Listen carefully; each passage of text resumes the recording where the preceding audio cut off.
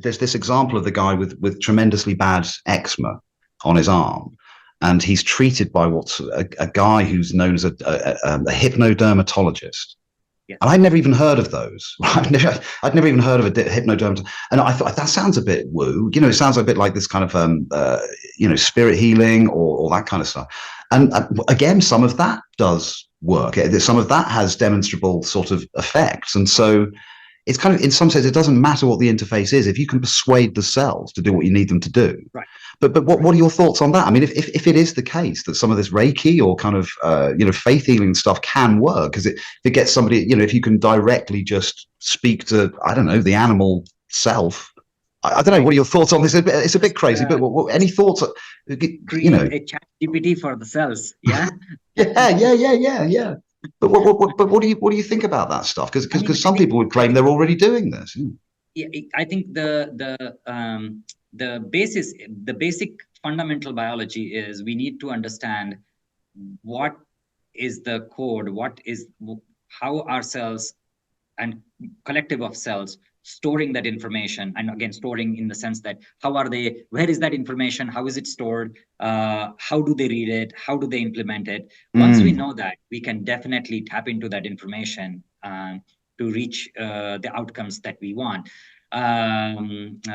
especially in terms of the healthcare and well-being of the individuals, for sure. But I don't think we know that completely yet.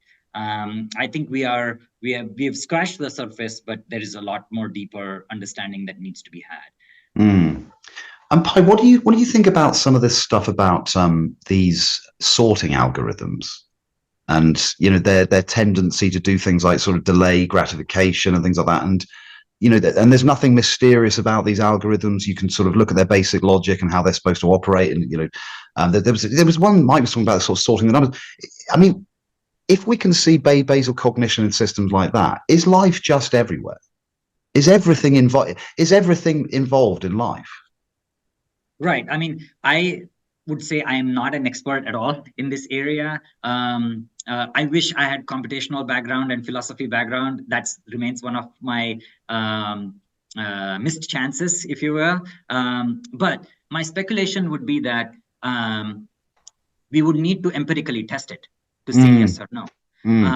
And just now, we are starting to get frameworks that we can use to experimentally do some of these tests. And then we can definitively say whether X has or does not have cognitive ability. Like, for example, in the latest series of research done in the group, it was shown that definitively gene regulatory networks have ability to learn and remember and undergo classical conditioning paradigms and so on. So once you start empirically testing that, then you can figure out. But if we just say that they have it, then it doesn't mean anything. I mean, that's just sort of it's sort of like, you know, you naming me Matt doesn't change any part of me, right? I'm still the same. So unless and until we empirically test these, and now at least to some extent that is slowly becoming possible. But I love the fact that you guys are so open-minded, and that, you know, you say, look, we're going to assume nothing. Yeah, you know, and you know, if you tell us the weather doesn't have any sort of cognition, then prove it.